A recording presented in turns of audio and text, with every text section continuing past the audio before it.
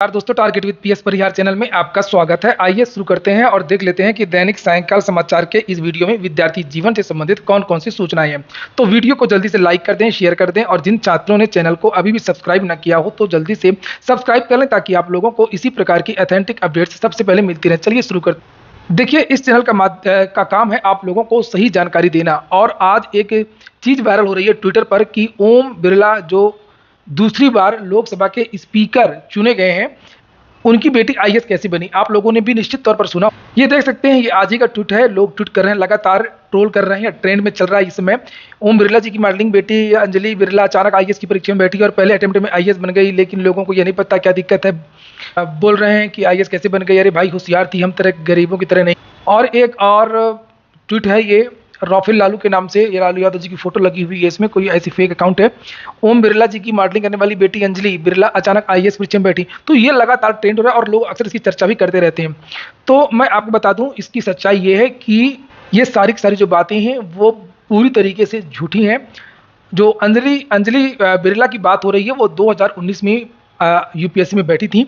आप लोग जाकर के 2019 का प्री का रिजल्ट और मेंस का रिजल्ट जाकर के वेबसाइट में देख सकते हैं। वेबसाइट में पड़ा हुआ है। इंडिया टुडे ने इसको लेकर के एक लेख भी छापा है। यहाँ पर लिखा हुआ है कि 2019 की इस परीक्षा का नतीजा 4 अगस्त 2020 को घोषित हुआ था। 829 विद्यार्थी इसमें सफल हुए थे। अंजलि का नाम इसकी रिजर्व लिस्ट में था। आपको पता होगा, जो विद्यार्थी यूपीएससी की तैयारी करते हैं या यूपीएससी की समझ रखते हैं कि जब भी यूपीएससी का फाइनल रिजल्ट जारी होता है तो उसमें 100-150 के आसपास जो विद्यार्थी हैं वो रिजर्व रखे जाते हैं। और जब कोई जिस कैटेगरी का जो विद्यार्थी होता है, अगर वो सीट को छोड़ देता है, पदस्थापन जब हो जाता है, तो उसके बाद उसी कैटेगरी के लोगों को उन रिक्त स्थानों में भरा जाता है। यानी कि जो आरक्षित सीट कर ली जाती है, जो रिजल्ट आरक्षित कर लिया जाता है, उन विद्यार्थियों को उन नियुक्तियों में रखा जाता है जो रिक्तियां हो जाती हैं जिस कैटेगरी की। और ऐसा अभी से नहीं है, दसियों साल से ऐसा होता आ रहा है। तो जो रिजर्व लिस्ट थी 89, उसमें अंजलि का नाम। और बाद में लिखा हुआ है इंडिया टुडे में कि 4 जनवरी 2021 में इनका नोटिफिकेशन मिल गया, जिसमें बताया गया कि यूपीएससी की नियम 16, 4 और 5 के मुताबिक एक रिजर्व लिस्ट बनती है और उसमें एक रोल नंबर था। ये देख सकते हैं आप लोग, 85 18 76 और ये रोल नंबर है। और इसमें लिखा भी है अंजलि बिरला, ये देखिए लिखा है। ये इसी को लेकर के कुछ लोग कहते हैं कि डायरेक्ट आईएएस बनवा दिया, कुछ लोग कहते हैं कि लेटरल एंट्री से करवाया, कुछ लोग कहते हैं कि 89 लोगों की जो रिजल्ट जारी किया गया तो केवल अंजलि की वजह से जारी किया गया। बहुत सारी बातें करते हैं, लेकिन ऐसा कहीं कुछ भी नहीं है। तो एक निश्चित प्रक्रिया जो होती है यूपीएससी की, उसी प्रक्रिया के द्वारा अंजलि का चयन हुआ है। इंडिया टुडे ने यहाँ पर लिखा हुआ है कि हमने 2019 का प्री का रिजल्ट देखा तो प्री में भी इसका नाम है, मेंस का रिजल्ट देखा तो उसमें भी इसका नाम है, और जो रिजर्व लिस्ट थी उसमें भी अंजलि का नाम था। तो कुल मिलाकर के बैकडोर से इंटरव्यू है, तो ये पूरी तरीके से ये फैक्ट जो है वो फर्जी। चलिए हम अब बात कर लेते हैं। पुलिस भर्ती बोर्ड ने जारी की है रेडियो ऑपरेटर नोटिस। तो रेडियो ऑपरेटर की एक भर्ती आई थी, विभिन्न प्रकार के पद थे, परिचालक का पद और कर्मशाला कर्मचारी का भी पद था। तो इसकी जो फाइनल आंसर की है वो जारी कर दी गई है। तो आप लोग जाकर के इसको देख सकते हैं, नहीं तो मैं अपने टेलीग्राम चैनल पर डाल दूंगा, तो आप लोग जाकर के वहां से देख लीजिएगा। वैसे जो जिन प्रश्नों को हटाया गया है, लेकिन निरस्त प्रश्नों का विवरण जो है वो इसमें दे दिया गया है। ये संशोधित आंसर की है, ये फाइनल आंसर की है। कर्मशाला कर्मचारी और एक और पद था इसमें सहायक परिचालक, तो इसकी भी जो आंसर की है वो आज जारी कर दी गई है। और यहाँ पर बताया गया कितने प्रश्नों को यहाँ पर कैंसिल किया गया है। ये देखिए, ये देखिए, ये देखिए, ये देखिए। और यहाँ पर ये देखिए 6 प्रश्न, 7 प्रश्न, 8 प्रश्न, 9 प्रश्न, 10 प्रश्न। तो अलग अलग शिफ्ट में एग्जाम हुआ था। 1 तारीख को जो परीक्षा थी उसमें कितने प्रश्न निरस्त हुए हैं, 2 तारीख को जो परीक्षा हुई थी उसमें कितने प्रश्न निरस्त हुए, तो जाकर के आप लोग देख सकते हैं। अगली सूचना है ओम प्रकाश राजभर जी की। इनकी जो मुश्किलें हैं अब बढ़ रही हैं।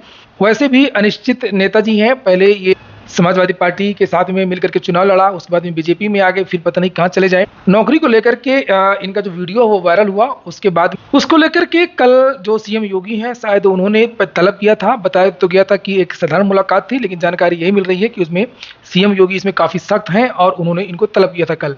लिखा है यहाँ पर कि MLA Bediram underground, OP Rajbhar Delhi पहुंचे, पेपर लीक स्टिंग पर योगी सख्त, एसटीएफ ने जांच भी शुरू कर दी है, मंत्री बोले ये गंभीर मामला है। और ये देख सकते हैं यूपी तक की न्यूज है। बेदीराम मामले को लेकर के बीजेपी के शीर्ष नेतृत्व ने ओम प्रकाश राजभर को दिल्ली तलब कर लिया है।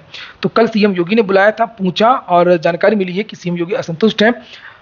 और लिखा है सुभाषपा अध्यक्ष ओपी राजभर बीजेपी अलाकमान से मिलने के लिए दिल्ली पहुंच गए हैं। सूत्र बीते दिन सीएम योगी से भी ओपी राजभर ने लोक भवन में मुलाकात की थी और बेदीराम मामले को लेकर के यूपी से लेकर केंद्रीय नेतृत्व भी सख्त।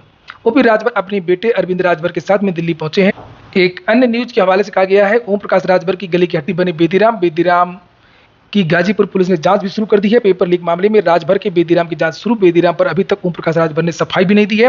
पेपर लीक मामले में विपक्ष ने राजभर को बनाया निशान। और जो नेताजी हैं ओम प्रकाश राजभर, वो वैसे भी उल जुलूल बयानों के लिए जाने जाते हैं और अस्थिर राजनीति के लिए भी जाने जाते हैं। अगली जो सूचना है वो बीपीएससी शिक्षक भर्ती को की है। टीआरई 3 की एग्जाम डेट घोषित कर दी गई है। ये आप लोग देख सकते हैं, यहाँ पर लिखा हुआ है अध्यापक नियुक्ति प्रतियोगिता पुनर्परीक्षा टीआरई 3। और इसमें यह कहा गया है कि 19 जुलाई, 20 जुलाई और 21 जुलाई को एकल पाली तथा 22 जुलाई को 2 पालियों में निर्धारित कार्यक्रम के अनुसार विभिन्न जिलों में अवस्थित परीक्षा केंद्रों में यह परीक्षा आयोजित होगी। तो 19 तारीख को किन विषयों की परीक्षा है? 12 से 2 के बीच में, 2:30 के बीच में आप लोग इसे देख सकते हैं। कक्षा 6 से 8 के लिए परीक्षा होगी। 20 जुलाई को जो परीक्षा होनी है वो सामान्य विषय सामान्य, अनुसूचित जाति अनुसूचित जनजाति कल्याण विभाग वर्ग कक्षा 1 से 5 तक के लिए है। और फिर 21 जुलाई को परीक्षा हो रही है, उसमें विषय के यहाँ पर नाम लिखे हैं। कक्षा 9 और 10 के लिए भर्ती की जो परीक्षा होने जा रही है। और 22 जुलाई को जो परीक्षा होगी वो कक्षा 11 और 12। और द्वितीय पाली में जो परीक्षा होगी वो अनुसूचित जाति अनुसूचित जनजाति कल्याण विभाग वर्ग कक्षा 6 और 10। तो जिन विद्यार्थियों ने आवेदन किया हो तो वो अपना शेड्यूल देख सकते हैं कि उनकी जो परीक्षा वो किस दिन है। और चिंता ना करिए, जिन विद्यार्थियों ने आवेदन नहीं किया है उन विद्यार्थियों के लिए भी बहुत जल्द आप लोगों को बिहार से नई शिक्षक भर्ती देखने को मिलेगी। 15 जुलाई से लेकर के 25 जुलाई के बीच में उम्मीद है कि भर्ती का जो नोटिफिकेशन है वो जारी हो जाएगा। टीआरई 4 की बात कर रहा हूँ, जिसकी परीक्षा अगस्त में होनी है। वहीं पर जो अगली सूचना है वो है एडेड जूनियर शिक्षक भर्ती की। अगली सूचना है, अंतिम सूचना है एडेड जूनियर हाई स्कूल शिक्षक भर्ती की।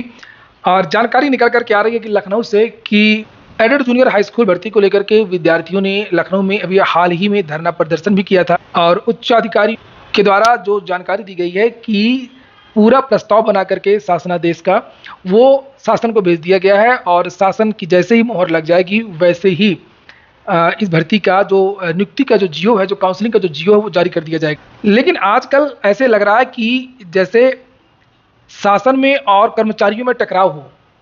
किसी भी विभाग में जाइए वो सीधे सीधे शासन पर जिम्मेदारी डाल देते हैं। तो अब ये समझ में नहीं आता है कि आखिरकार शासन की कमी है या अधिकारियों की कमी है। कुछ लोगों का कहना है कि नहीं इसमें अधिकारी काम नहीं कर रहे हैं, भर्ती बोर्ड काम नहीं कर रहे हैं। भर्ती बोर्ड के पास आप जाएंगे तो वो उनका सीधा सीधा हर बात को लेकर के एक ही जवाब रहता है कि बस शासन की मुहर लग जाएगी इस नियमावली में, इस समकक्षता विवाद में, इस शासनादेश में, वैसे ही हम जो चीज़ें हैं वो शुरू कर देंगे। और सबसे बड़ा सवाल ये होता है कि शासन की मोहर कब लगेगी। तो लेकिन जो अधिकारियों ने कहा है कि हमारा काम पूरा कंप्लीट हो गया है। और जो 69,000 शिक्षक भर्ती में आरक्षण को लेकर के विवाद हो गया था, बहुत सारी भर्तियां, जो शिक्षक भर्तियां जितनी भी रही सभी में ज़्यादातर में आरक्षण का विवाद, कहीं कटाव का विवाद, बहुत सारे विवाद रहते हैं। शिक्षक भर्ती में सबसे ज़्यादा रहते हैं कि कैडर क्या रहेगा, जिला का कैडर माना जाएगा कि पूरे प्रदेश को कैडर माना जाएगा, तो बहुत सारी चीज़ें रहती। तो जो अधिकारी हैं वो अब फूक फूक करके कदम उठाना चाहते हैं अथवा भर्ती ही नहीं करना चाहते हैं। दो चीज़ें हैं, अधिकारी चाहते हैं कि हम किसी तरीके से टाइम पास करके रिटायर हो जाएं या हमारा दूसरा विभाग चला जाए। एक तो ये चीज़ें हो गई हैं। बताइए 2021 की वैकेंसी है, कोर्ट का मामला समाप्त हो चुका है, 2 साल तो ये कोर्ट में पड़ी रही है भर्ती, और अभी अधिकारी कह रहे हैं कि बस आपका जो काम है वो हो गया है। और ये जैसे शासन हमने से पूरा प्रस्ताव बना करके भेज दिया है, जैसे शासन की मोहर लग जाएगी अब हर चीज़ को शासन से पूछेंगे, अपने मन से कुछ भी नहीं करेंगे, ताकि अगर कोई मामला हो जाए तो फिर उसमें हमारी पसंद ना हो। तो यही है, देखते हैं कि आखिरकार शासन की मोहर कब लगेगी। और बताते हैं कि जैसे शासन की मोहर लग जाएगी वैसे ही आप लोगों को जो शासनादेश है भर्ती का वो जारी हो जाएगा। उम्मीद है इस समय भर्तियों को लेकर के सरकार की किरकिरी हो रही है और चर्चा इस बात को लेकर के हैं कि आने वाले हो सकता है कि 8 या 10 दिन में या 15 दिन में आपका जो शासनादेश है वो जारी हो जाए। तो ठीक है दोस्तों, ये हो गया आज का वीडियो आपको अच्छा लगा हो तो वीडियो को लाइक कर दें। जिन छात्रों ने चैनल को सब्सक्राइब ना किया हो सब्सक्राइब कर लें। पूरा वीडियो सुनने के लिए बहुत बहुत धन्यवाद।